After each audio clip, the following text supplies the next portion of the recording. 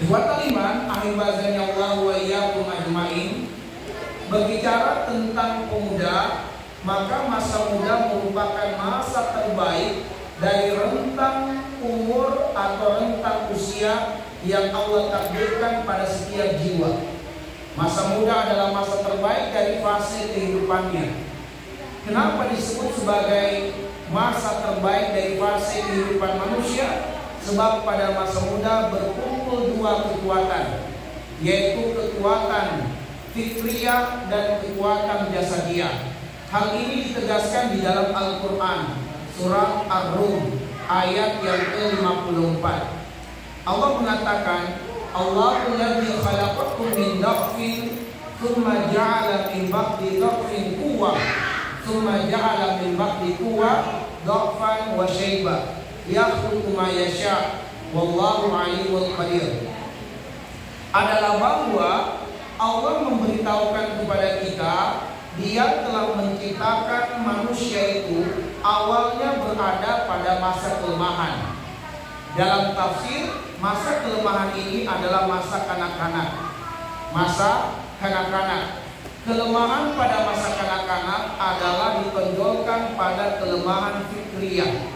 Kelemahan fitriyah, belum banyak pengalaman dalam hidup. Lalu kemudian masa kelemahan yang kedua adalah masa kelemahan orang tua atau kelemahan lansia, ditandai dengan beruban. Kelemahan yang ditonjolkan pada lansia atau pada orang tua adalah kelemahan secara fisik. Meskipun mereka kaya akan pengalaman, kaya akan pengetahuan, tetapi Allah ingin menonjolkan bahwa masa tua adalah masa kelemahan secara fisik. Karena itulah masa muda diapit oleh dua kelemahan, yang berarti berkumpul padanya dua kekuatan. Kekuatan fikriyah dan kekuatan jasadiah.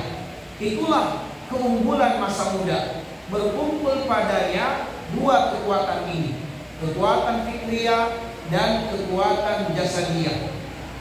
Nah, ikhwatal iman, ahibazani Allah wa iyyakum, karena masa muda adalah masa terbaik dari interval masa umur atau usia kehidupan kita di dunia ini, makanya masa muda adalah masa yang secara khusus dimintai pertanggungjawaban oleh Allah Subhanahu wa taala. La yazulu qadamal abdi yaumal qiyamah hatta yus'ala an arba'. Tidak akan bergeser kaki seorang hamba pada hari kiamat sampai ditanya kepadanya empat hal. An umrihi fima afna, tentang umurnya, dalam hal apa umurnya itu dihabiskan. Setelah pertanyaan tentang persoalan umur, secara khusus, secara spesifik dipertanyakan tentang masa muda. An quwwatihi wa an syababihi fima ablah, dalam hal kekuatannya, dalam hal masa mudanya, untuk apa dia gunakan masa itu. Bukankah masa muda termasuk masa umur? Benar. Lalu kenapa dipertanyakan kembali? Karena keistimewaan dan kekhususan masa muda. Sama halnya dengan pengabaran Allah tentang Lailatul Qadar, tanazzalul malaika warruhu fiha bi'izni rabbihim min kulli amr. Pada malam Lailatul Qadar turun para malaikat dan ar-ruh. Siapa ar-ruh di situ? Jibril alaihissalam. Bukankah Jibril termasuk malaikat? Benar. Lalu kenapa disebutkan secara terpisah? Karena kedudukannya dan keistimewaan malaikat Jibril alaihissalam. Demikian pula masa muda, meskipun dia adalah bagian daripada umur, tetapi karena kedudukannya, keistimewaan masa muda akan dipertanyakan secara khusus oleh Allah, yaitu tentang masa mudanya. Karena masa muda berkumpul padanya kekuatan fitriyah dan kekuatan jasadiah. Teman-teman sekalian, ikhwatal iman wal afwatillah azza Allah wa iyyakum, ya kemarin handphone kami dihack dan kemudian beberapa jamaah menjadi korban. Diperkirakan hanya dengan interval jam dari jam 3 sore sampai jam 12 malam dia telah mengumpulkan dana kisaran 30 juta. Dari korban-korban yang melaporkan kepada kami, ada yang mentransfer 8 juta, ada yang 2 juta, ada yang 3 juta, ada yang 1.500.000, ada yang 6 juta dan seterusnya. Ya, diperkirakan 30 juta. Ya. Siapa pelakunya? Pemuda yang kuat fikriahnya, kuat jasadiahnya, tapi digunakan untuk sesuatu yang salah, sesuatu yang haram. Nah, karena itulah kemudian kisah Ashabul Kahfi untuk menyempurnakan kekuatan pemuda. Kisah Ashabul Kahfi untuk menyempurnakan kekuatan pemuda, bahwa pemuda dalam perspektif Islam tidak cukup dengan kuat secara fisik dan kuat secara fitriyah, tetapi harus kuat secara spiritual. Makanya Allah menegaskan, innahum fityatun amanu bi rabbihim. Mereka adalah pemuda, yaitu yang tersebutkan tadi, kuat secara fisik dan fitriyah, tapi disempurnakan dua kekuatan itu dengan iman. Innahum fityatun amanu bi rabbihim. Mereka adalah para pemuda yang beriman kepada Rabb mereka. Beriman kepada Rabb mereka. Artinya pemuda yang benar-benar menyerahkan hidupnya dan matinya untuk Allah Subhanahu wa taala. Disebutkan di situ adalah amanu bi rabbihim. Rabb. Kenapa? Karena Rabb itu memiliki makna khusus. Para ulama tafsir mengatakan arti dari Rabb itu terdapat di dalam surat Toha di ayat yang ke-49 dan ayat yang ke-50. Ketika kemudian Fir'aun bertanya kepada Musa, "Faman rabbukuma ya Musa?" Siapakah Tuhanmu wahai Musa? Lalu Musa menjawab, memberitahukan kepada Fir'aun tentang siapakah Rabb mereka. Dan pada saat itu kata para ulama tafsir, Musa telah mendefinisikan arti dari Rabb. Maka Musa mengatakan, Rabbuna alladzi a'ta kulla syai'in khalaqahu tsumma hada. Bahwa Tuhan kami adalah yang menciptakan segala sesuatu dan memelihara segala sesuatu. Sehingga kata para mufassir, arti dari Rabb adalah penggabungan dua nama Allah. Allah sebagai Al-Khaliq dan Allah sebagai Al-Hafiz. Itulah arti dari Ar-Rabb. Penggabungan dua nama Allah, Allah Al-Khaliq dan Allah adalah Al-Hafiz. Itulah makna Rabb. Bahwa mereka para pemuda beriman kepada Rabb mereka, bahwa mereka sangat menyadari Allah lah yang telah menciptakan mereka dan Allah lah pemelihara terbaik bagi mereka. Sehingga tidak ada alasan bagi mereka untuk tidak tunduk kepada Allah, karena Allah yang menciptakan mereka dan Allah pemelihara terbaik bagi mereka. Bagaimana Allah Subhanahu wa taala memelihara kita? Bagaimana Allah memelihara hamba-hambanya? Allah memelihara hambanya dengan dua. Pertama, Allah memelihara kita dengan nikmat. Nikmat yang sangat banyak, sangat berlimpah. Saking banyaknya tidak dapat dicatat dan tidak dapat dihitung. Ini adalah bentuk pemeliharaan Allah yang pertama. Allah memelihara kita dengan nikmat. Inna a'tainakal kautsar. Kami telah memberikan kepada nikmat yang sangat banyak dan berlimpah. Saking berlimpahnya tidak bisa dicatat. Dasarnya surat Luqman ayat 27. Walau annama fil ardi min syajaratin aqlam wal bahru yamuddu min ba'di sab'ati abhur mana fidat min kalam mana fidat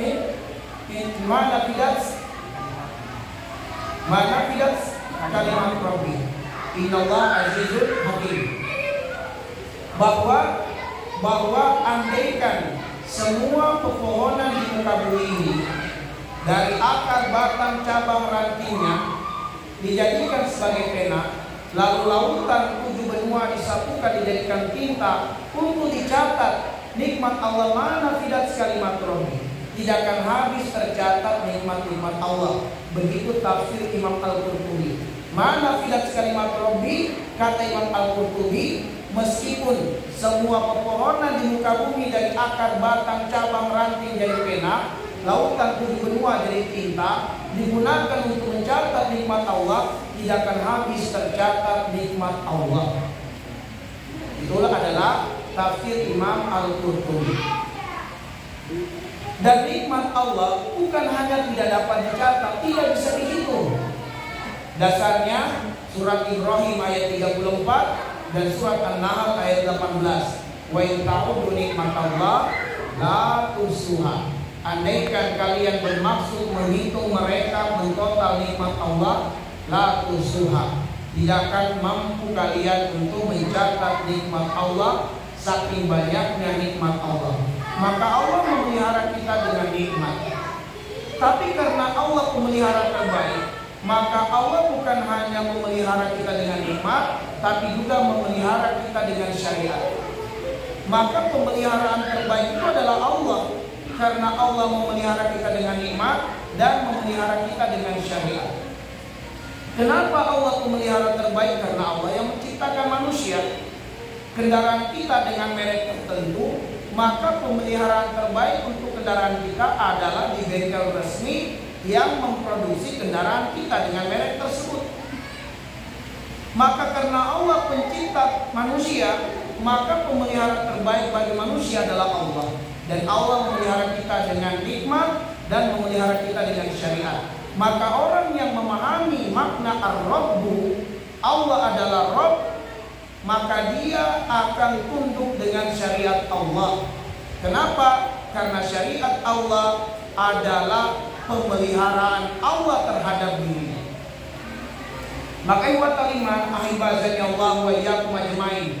Maka masa muda itu merupakan nikmat dari Allah, tapi kesempurnaan masa muda ini adalah ditundukkan masa muda itu dengan syariat. Supaya apa? Sempurnalah kekuatan pemuda ini. Innahum fityatun amanu bi rabbihim. Lalu bagaimanakah kesempurnaan pemuda itu? Maka Allah mengatakan yang pertama adalah wazidnahum huda, bahwa pemuda yang kuat imannya atau kuat spiritualnya, kuat fisiknya, kuat pikirannya adalah para pemuda yang cinta berinteraksi dengan ilmu, senang berinteraksi dengan ilmu. Bagaimana implementasi berinteraksi dengan ilmu? Para mufassir mengatakan bentuk interaksi dengan ilmu adalah membudayakan tiga hal. Membudayakan tiga hal yang terdapat di dalam surat Al-Alaq. Dan insya Allah kita sudah hafal dari ayat 1 sampai ayat yang 5. Iqra bismi rabbikal ladzi khalaq, khalaqal insana min 'alaq. Iqra wa rabbukal akram, alladzi 'allama bil qalam, 'allamal insana ma lam ya'lam. Nah, perhatikan ayat yang kelima. 'Allamal insana ma lam ya'lam. Allah akan mengajarkan kepada manusia apa yang sebelumnya manusia tidak tahu. Kapankah Allah melanggengkan ilmu pada manusia dan menambah ilmu itu pada manusia? Ketika dia membudayakan tiga hal pada ayat 1 sampai dengan ayat yang keempat. Yang pertama, dia membudayakan membaca. Yang kedua, membudayakan mendiskusikan ilmu, yaitu apa yang dia baca. Dan yang ketiga adalah membudayakan menulis. Maka ini merupakan syarat utama untuk melanggengkan ilmu dan menguatkan ilmu serta untuk menambah ilmu. Maka dipastikan para pemuda, jika mereka tidak membudayakan tiga hal ini, maka sangat kecil harapan untuk mereka dikatakan sebagai alim minal ulama, atau kecil untuk mereka menjadi alim minal ulama di masa depannya. Maka ikhwatal iman, ahibazani Allah wa iyyakum ajmain, budayakanlah tiga hal ini. Budayakan membaca. Apa yang mesti kita baca? Bacalah ilmu. Karena ilmu, kata Imam Asy-Syafi'i, ma yuqarribuka ila Allah, apa yang membuatmu dekat dengan Allah. Tapi apakah yang dimaksud dengan ilmu? Syekhul Islam Ibnu Taimiyah rahimahullah taala mengatakan, fasyanu an naqula ilman, yang layak disebut ilmu itu hanya dua. Yang layak, yang pantas disebut ilmu hanya dua. Maka sibukkanlah diri Anda untuk membaca dua hal ini. Yang pertama kata Syekhul Islam, al-khabar as-shadiq. Semua berita wahyu adalah ilmu. Al-Quran dan As-Sunnah itu adalah ilmu. Maka sibukkanlah diri Anda dengan Al-Quran dan juga hadis. Baca. Kemudian yang kedua, al-basu al-muhaqqaq. Semua hasil riset, penelitian, pengkajian yang ditulis oleh para pakar ulama sehingga menjadi sebuah buku, menjadi sebuah karya tulis, dibangun berdasarkan dalil-dalil yang kuat sesuai dengan petunjuk Quran dan Sunnah, itu adalah ilmu. Maka baca kitab para ulama, sebab itu merupakan ilmu yang harus kita budayakan dengannya, yaitu baca. Maka sangat naif sekali kalau seseorang itu mengaku cinta Rasulullah, tapi sampai detik hari ini dia belum khatam kitab Sirah Nabawi. Naif, cinta Rasul, pengen meneladani Nabi, tapi tidak memiliki semangat membaca kitab Sirah Nabawi. Padahal dari kitab itulah kita bisa membayangkan, menggambarkan bagaimana kehidupan Rasulullah SAW. Mengaku cinta Rasul, tapi tidak berusaha untuk mengkaji, mendalami tentang bagaimana gambaran fisiknya Rasulullah, Syama'il Muhammadiyah, yang ditulis oleh Imam At-Tirmizi. Bukunya kecil, tapi mari kita budayakan membaca. Para ulama sudah, mereka dengan penelitian dan pengkajian mendalam, mereka kumpulkan sejumlah riwayat-riwayat yang sahih, yang kemudian dengannya tergambarkan bagaimana sosok kepribadian Rasulullah. Baca. Baca. Jangan sampai di rumah kita, handphone kita harga 5 juta ke atas, tablet kita harga 5 juta ke atas, laptop kita 5 juta ke atas, tapi tidak bisa beli kitab tafsir Ibnu Katsir yang harganya cuma 2 juta. Tidak ada kitab tafsir As-Sa'di di rumahnya, di kamarnya. Tidak ada kitab tafsir Buya Hamka. Oke, alasannya sudah banyak di internet, tapi di handphonenya sendiri tidak ada aplikasi tafsir. Padahal bisa dia download. Maka jangan sampai kita dimintai pertanggungjawaban oleh Allah, masa muda tidak kita gunakan untuk memaksimalkan potensi kepemudaan kita dengan cinta terhadap ilmu. Membaca dulu. Kalau sudah membaca, apakah kita sudah mendiskusikan ilmu? Bertanyalah pada diri kita, mana yang lebih sering kita diskusikan? Ilmukah atau bola? Ilmukah atau film? Ilmukah atau drakor? Ilmukah atau HP terbaru yang terupdate? Atau yang lainnya? Makanya buat kalimat, kalau orang di luar sana, di pasar sana, wajar kalau pemuda-pemuda itu bercerita tentang bola. Tapi kita pemuda yang terbina dalam bingkai pendidikan Islam, santren, tadribul duat, naif rasanya gitu. Naif rasanya kalau diskusi kita adalah tentang cewek, diskusi kita adalah tentang bola, tentang film, tentang makanan. Sementara harusnya adalah mafika yad'u fika. Apa yang terpanggil keluar dalam lisan itu menggambarkan apa yang ada di dalam hati. Kalau lisannya banyak mendiskusikan ilmu, karena ilmu di dalam hatinya. Tapi kalau lisannya banyak mendiskusikan bola, cewek, makanan, handphone, itu yang ada di hatinya. Maka kecil kita harapkan dari pemuda seperti ini menjadi alim minal ulama di masa depan. Kecil peluang. Kita hanya bisa berharap, tapi kecil harapan kita terhadapnya kalau dia tidak cinta dengan ilmu. Nah, Setelah kita budayakan mendiskusikan, budayakan menulis. Ini lagi yang lemah, malas menulis, malas mencatat. Apa yang kita mau andalkan dari ulama-ulama seperti ini ke depannya? Kalau kemudian tidak banyak membaca. Ikhwatal iman ahibazani Allah wa iyyakum ajmain. Dahulu para ulama kita dengan segala keterbatasan, mereka untuk membuat beberapa kalimat harus mengumpulkan tinta, lalu menggunakan pena dari bulu angsa, dan kemudian setiap satu kalimat dicelup lagi, menulis lagi, dicelup lagi, menulis lagi, tapi bisa menjadi kitab yang banyak luar biasa. Kenapa dengan segala kemudahan kita hari ini tidak ada karya kita hari ini? Sudah berapa tahun usia kita? 20 tahun, 30 tahun. Mana buku yang sudah kita hasilkan dari tulisan kita? Mana buah pikiran kita? Mana ceramah dan buku yang kita sampaikan? Coba buat tulisannya.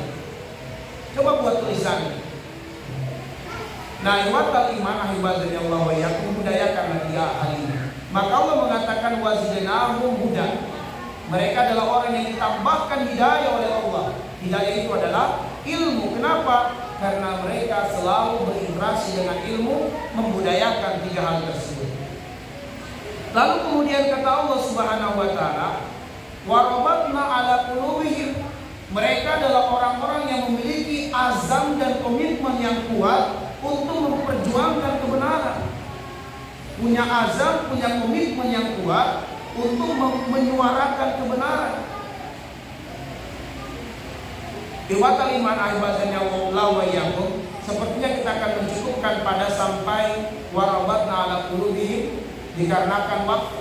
Tapi mari kita ambil pelajaran dari warabatna ala qulubihim adalah bahwa Nabiullah Adam alaihissalam ketika Allah mengatakan di dalam surat Al-Baqarah yang di ayat yang ke-35, wa qulna ya Adam uskun anta wa zawjukal jannah wa kula minha ragada haitsu syi'tuma wa la taqraba hadhihi asy-syajarah fatakuna minadh dhalimin. Allah mengatakan kepada Adam, wahai Adam, tinggallah kamu di surga bersama istrimu. Silakan kamu nikmati segala apa yang ada di surga ini. Dari berbagai arah, dari berbagai sisi silakan. Sesuka-sukanya kamu, sesenang-senangnya kamu. Halal. Tapi ketika itu juga Allah mengingatkan Adam sebagai ujian dan cobaan. Wala taqrabu hadhihi syajarah. Hadhihi ismul isyarah. Langsung ditunjukkan oleh Allah. Wala taqrabu hadhihi syajarah. Jangan kalian mendekati pohon ini. Fatakuna minaz zalimin. Kalau kamu mendekatinya dan memakan buah darinya, kamu termasuk berbuat kezaliman. Ayat ini memberitahukan kepada kita bahwa stok rezeki yang halal jauh lebih luas, jauh lebih banyak, dan jalannya lebih lapang dibandingkan stok rezeki yang haram. Maka seorang pemuda harus optimis. Jalan-jalan rezeki yang halal itu sangat banyak, sangat luas. Tidak boleh kemudian kita terperangkap pada pemikiran yang diinginkan oleh setan, sehingga kita kemudian mensugesti diri kita, jangankan yang halal, yang haram saja susah didapat. Akhirnya banyak pemuda-pemudi tidak mau menikah tapi mau berzina, nggak mau menikah tapi mau berpacaran. Maka kita perlu tegaskan bahwa seorang pemuda Islam memiliki komitmen yang kuat untuk tunduk terhadap syariat Allah. Adam alaihissalam dilarang Allah mendekati pohon yang sebagai ujian tentunya. Tapi alhasil Adam alaihissalam mendekati pohon tersebut, lalu memakan buah dari pohon tersebut. Pertanyaannya, apakah Adam mendekati pohon dan memakan buah dari pohon tersebut adalah karena makar dan tipu daya setan yang dahsyat, yang lihai, yang kuat, ataukah azam Nabi Adam untuk meninggalkan yang haram lemah? Jawabannya adalah azam Nabi Adam untuk meninggalkan yang haram lemah. Kenapa? Kata para mufassir, kalau kita beranggapan karena tipu daya setan yang kuat yang hebat, maka kita telah menyelisihi ayat. Di dalam surat An-Nisa ayat 76 Allah mengatakan, inna kaida syaitan kana dha'ifa. Tipu daya setan itu lemah. Lalu kalau kemudian kita mengatakan bahwa Adam mendekati pohon yang dilarang oleh Allah dan memakan buahnya karena azab Nabi Adam yang lemah, ini sesuai dengan firman Allah surat Toha ayat 115. Allah mengatakan, walaqad ahidna ila Adam min qabl fanasiya walam najid lahu azma.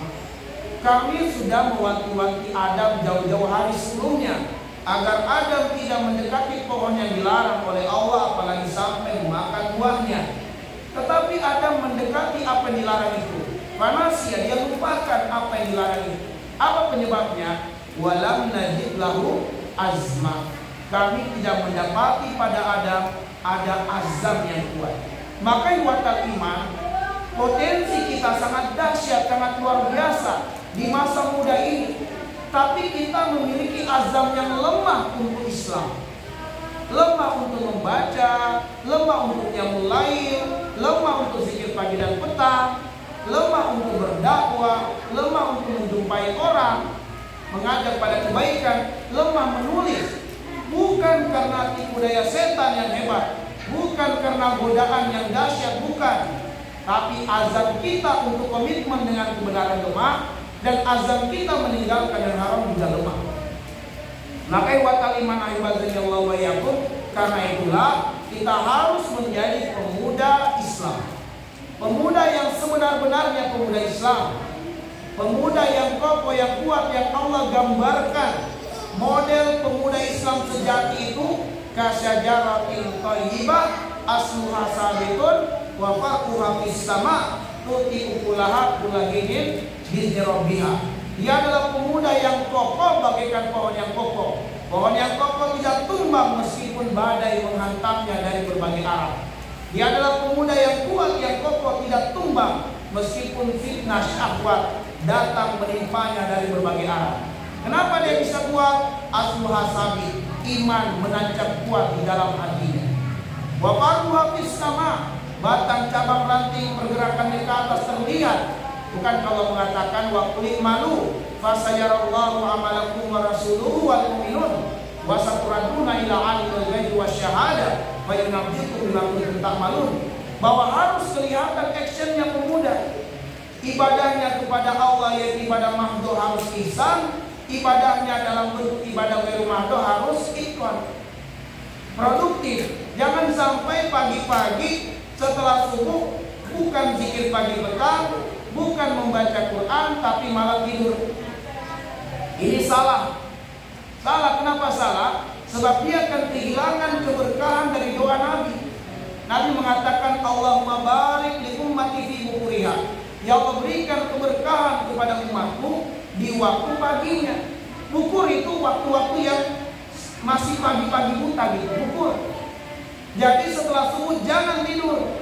Bahkan dalam sebuah buku psikologi tentang ciri manusia produktif, bahwa ternyata ciri manusia produktif tidak membiasakan tidur pagi.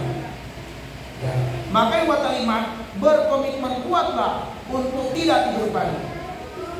Jangan tidur pagi. Setelah subuh nggak usah lagi tidur pagi.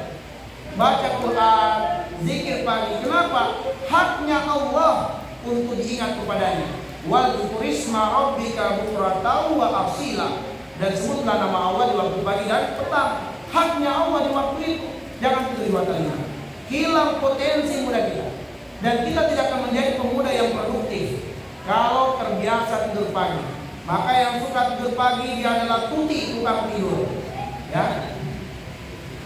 Sudah tidur pagi di majelis ilmu tidur juga. Nah itu astuti, itu aslinya tukang tidur. Ya. Nanti kita membuatkan jadi raja tidur. Ya, tidur terus. Iwatal iman, al ilmu bit ta'allum. Ilmu itu datang dengan belajar. Gak mungkin kita tidur bangun jadi ulama, gak mungkin. Berkata Umar bin Abdul Aziz, dan ini sebagai penutup, kata beliau ta'allam. Falaisal mar'u yuladu aliman, walaysa akhu ilmin kaman huwa jahil. Belajarlah, karena tidak ada orang yang lahir langsung pintar. Belajarlah, sebab begitu kita belajar, terlepaslah pakaian kebodohan. Tapi kalau kita jauh dari ilmu, maka kata Imam Syafi'i, bersiaplah untuk menanggung gelapnya kebodohan sepanjang masa. Tapi manakala kita mendekati ilmu dengan keupayaan dan kesulitan, maka akan terlepaslah pakaian kebodohan dari kehidupan kita.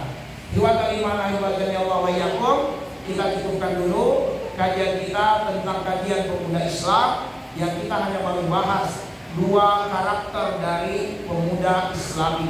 Mudah-mudahan pada kesempatan yang lain, pada momen yang lain, kembali bisa kita sempurnakan dengan jelas tentang bagaimana karakter pemuda Islami.